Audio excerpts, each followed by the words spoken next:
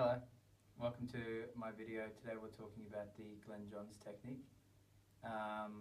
Today we're using AKG's 414s as overheads up top, which is perpendicular to the kick drum beater.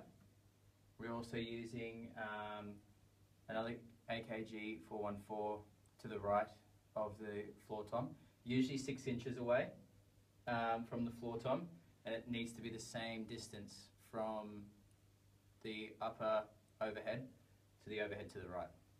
Usually measured with just an XLR is fine. The height we find, which is 2.5 drumsticks tall. We also have a Beta 52 on the kick and a Shure SM57 on the snare. So today we're using the Beta 52 as a kick mic.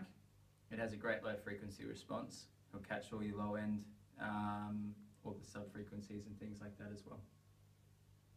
Usually, I find the best, depending on what music and style and genre you're playing, depends on what sort of sound you want from it.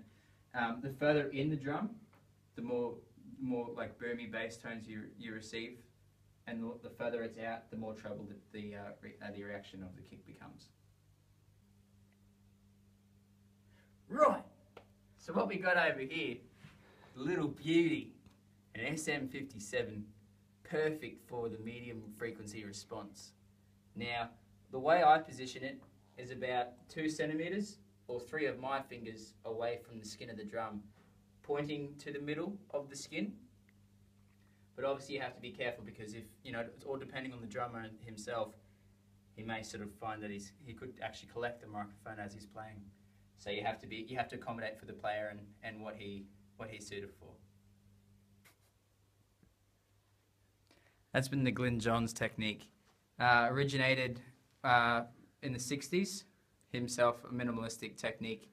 Was actually used for, he actually used it alongside people like The Who and Led Zeppelin and things like that. Other history of him was actually worked as a producer for the Beatles. But anyways, thank you for your time, and I'll catch you soon.